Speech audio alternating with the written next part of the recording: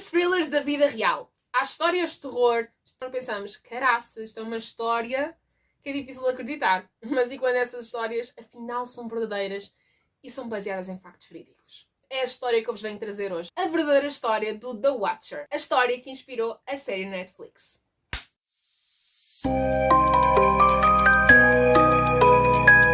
Então, a história foi baseada num artigo escrito para a New York Magazine em 2018. Então, vamos lá à história, bora lá. Tudo começou em junho de 2014, quando o casal Derek e Maria Broaddus decidiram comprar uma casa, a sua casa de sonhos, que rapidamente se transformou num autêntico pesadelo.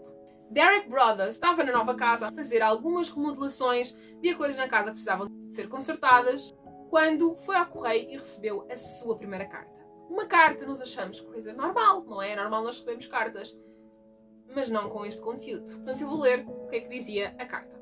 Permitam-me que dê as boas-vindas ao novo bairro. O número 657 Boulevard tem sido a responsabilidade da minha família há décadas. E à medida que o seu 110º aniversário se aproxima, fiquei encarregue de a vigiar e aguardar pela sua segunda chegada. Portanto, estavam à espera dos novos moradores. O meu avô vigiou a casa nos anos 20, o meu pai nos anos 60 e agora é a minha vez. Conhecem a história da casa?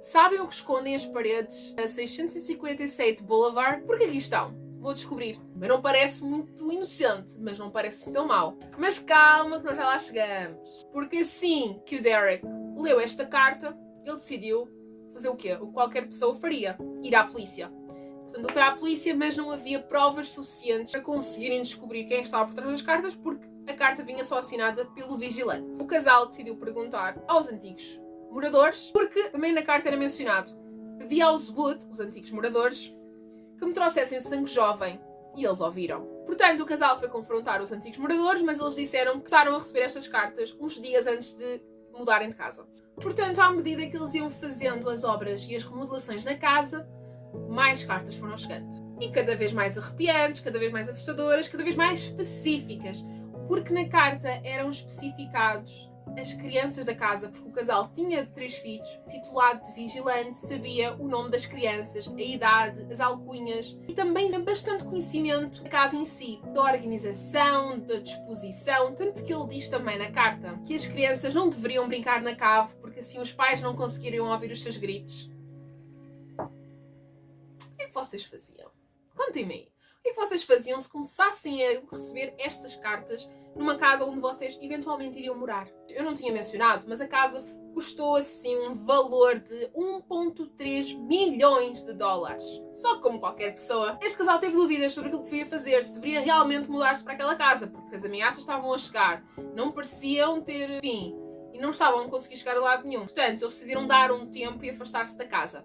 Entretanto, como a polícia não estava a conseguir chegar a lado nenhum, eles decidiram contratar um detetive privado, um antigo agente do FBI, para investigar o caso. Conclusão, ao fim de 6 meses de terem comprado a casa, vão colocá-la à venda, sem nunca terem chegado a mudar-se para lá. Eles nunca chegaram a morar na casa.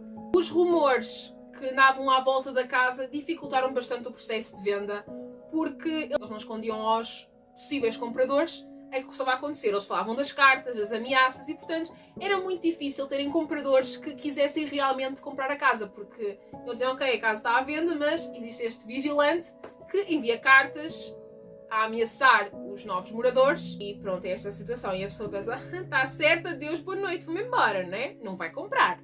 Possíveis compradores que acabaram por desistir da compra da casa. Em 2016, finalmente, não conseguiram ainda vender a casa, conseguiram arrendá-la. Contudo, as cartas continuavam a chegar e eram cada vez piores. Portanto, vamos lá ler mais um certezinho da carta. Questionam-se sobre quem é o vigilante.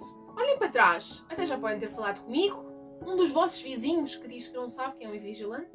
E algumas dessas ameaças eram ainda mais diretas. Imaginem só para este cenário aqui. Talvez um acidente de carro, um incêndio. Aviões, carros e bicicletas têm acidentes. Ossos partem-se.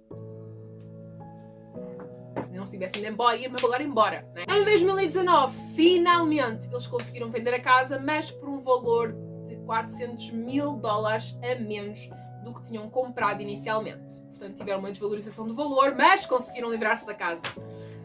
Não os censuro. Quanto mais depressa se livrassem da casa, melhor. Contudo, e esta foi aquilo que também irritou muita gente que viu a série, mas é o final verdadeiro desta história, é que nunca descobriram quem era o vigilante.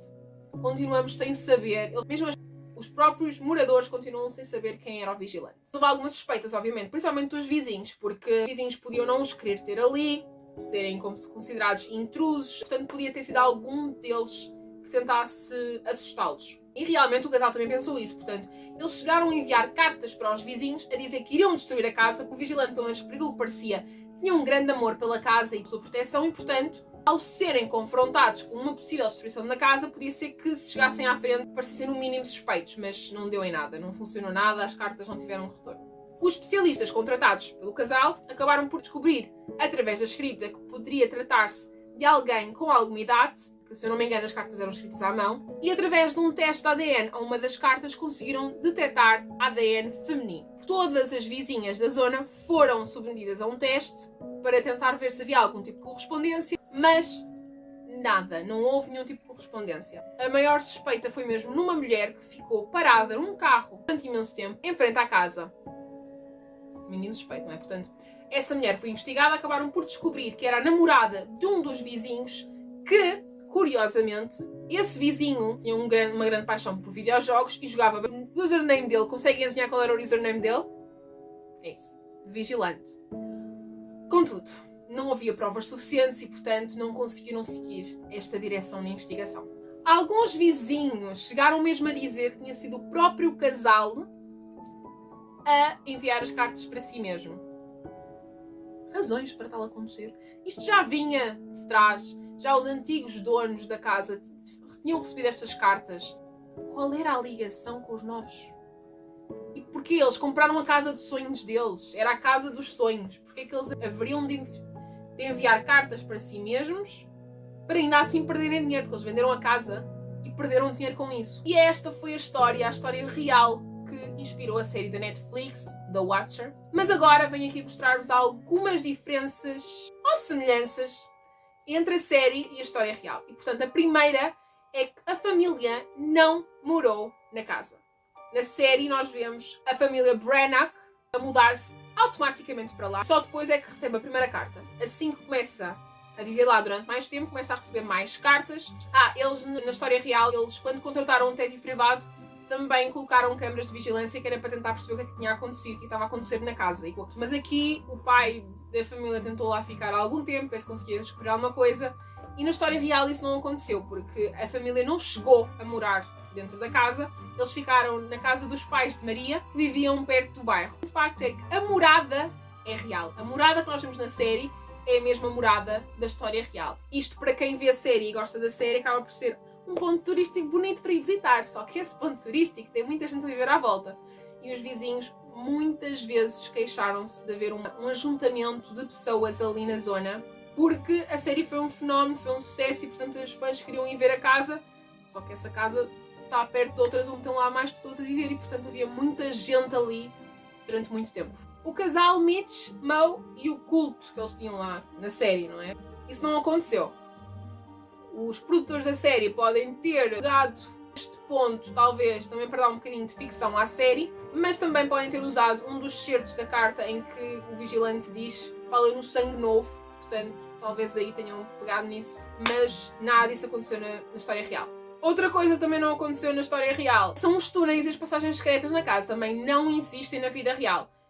Daquilo que se sabe, pode ter sido usado para dar um bocadinho mais de aquela onda de mistério e de thriller à série. E finalmente, de facto, é o final, que é igual nos dois lados, tanto na série como na vida real. Porque na vida real não se descobriu quem era o vigilante e na série também não se descobriu quem era o vigilante. Agora, o que a gente não gosta na série é mesmo o final.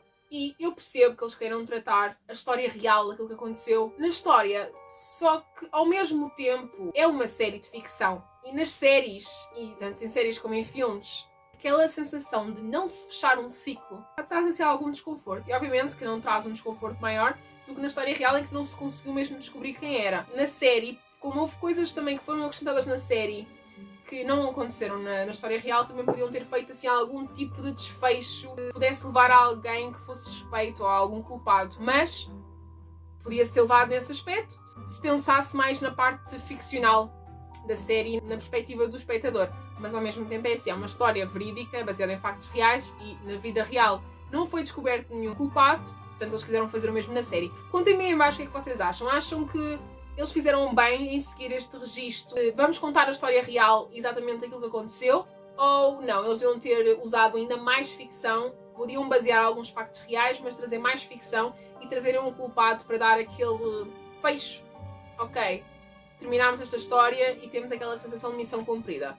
Este foi o vídeo, eu espero que vocês tenham gostado. Não se esqueçam de deixar o vosso like e de subscrever ao canal, é para não perder nenhum vídeo aqui sobre séries e sobre filmes, e deixarem também as vossas sugestões de vídeos que vocês gostariam de ver por aqui. O meu nome é Rita e vemos no próximo vídeo. Beijinhos! In a movie, I heard you in a song. Now I know that this will never go wrong.